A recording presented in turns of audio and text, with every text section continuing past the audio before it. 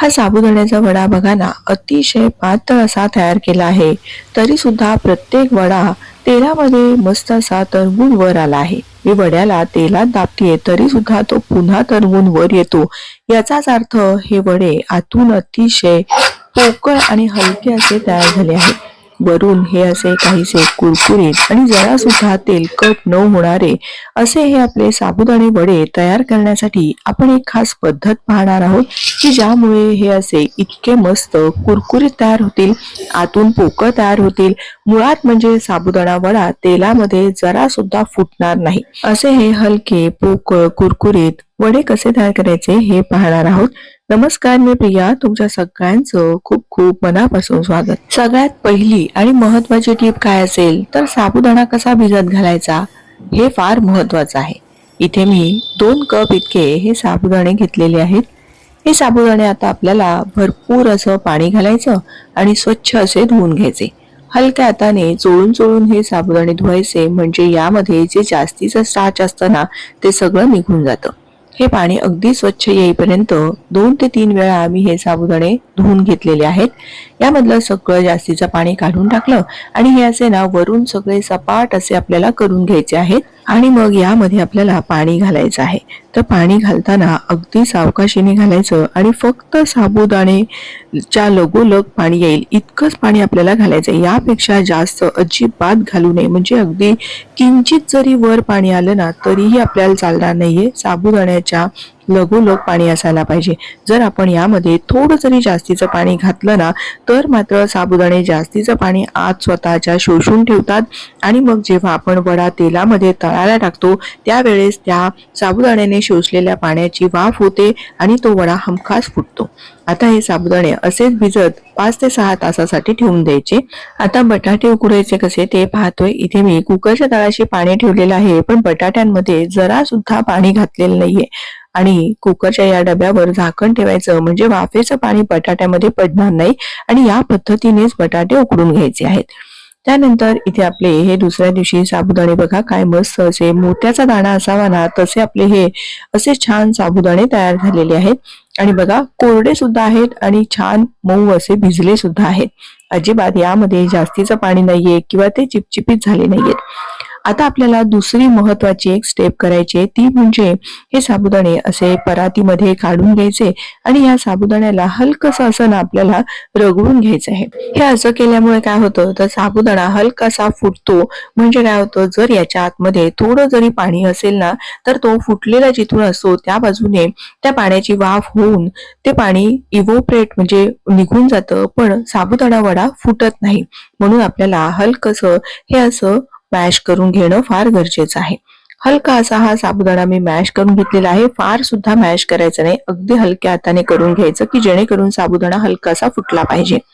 आता तिसरी महत्वाची गोष्ट काय असेल तर आपल्याला बटाटा किती घ्यायचा आहे, तर बटाटा साबुदाणे 2 कप होते म्हणून 1 कप बटाटा घेतलेला आहे. आता इथे मी साधारण अर्धा इंच आल्याचे तुकडे, 1 चमचा जिरे, थोडीशी चवीला साखर, चवीपुरतं मीठ घेतलेलं आहे आणि काही हिरव्या मिरच्यांचे तुकडे घेतलेले आहेत.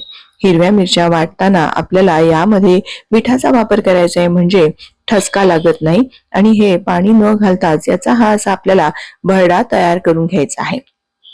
आता हा भरडा आपण यामध्ये मिसळून घेऊया आणि हे एकदा चांगलं व्यवस्थित एकत्रित मिसळून घ्यायचं आहे.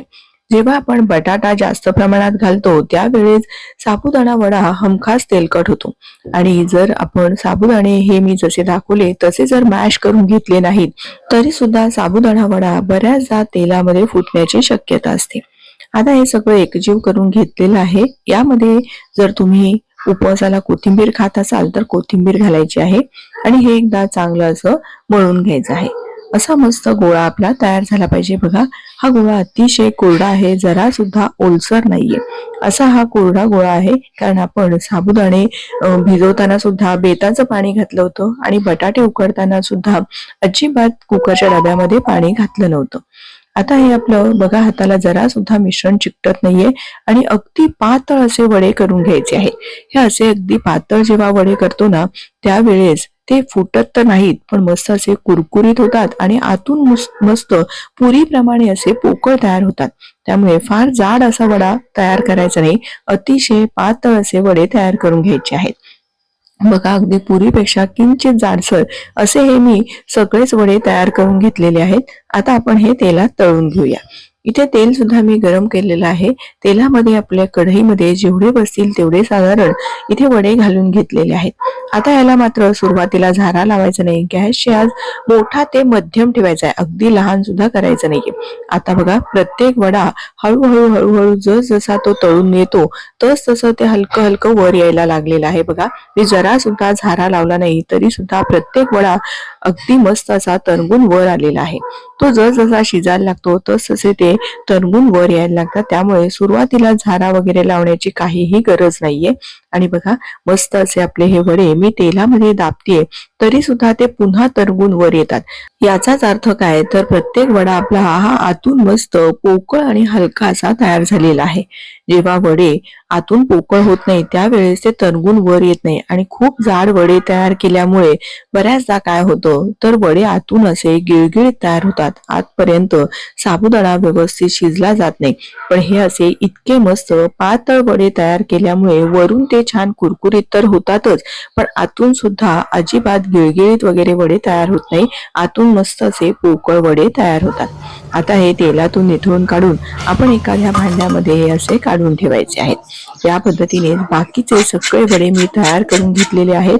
बघा काय मस्त असे कुरकुरीत आपले हे साबुदाण्याचे वडे तयार झालेले आहेत. तुम्हाला ही आजची पद्धत कशी वाटली, मी सांगितलेल्या टिप्स कशा वाटल्या हे मला कमेंट करून नक्की कळवा. व्हिडिओ थोडा जरी आवडला असेल तर प्लीज व्हिडिओला एक लाईक करा. तुमच्या मैत्रिणींना नातेवाईकांना जास्तीत जास्त शेअर करा. अशा छान छान प्रमाणबद्ध भरपूर टिप्स सहित रेसिपी पाहण्यासाठी प्रियाज किचनला सबस्क्राईब करा. पुन्हा लवकरच भेटूया अशाच एखाद्या छानशा उपयुक्त रेसिपीसह. धन्यवाद.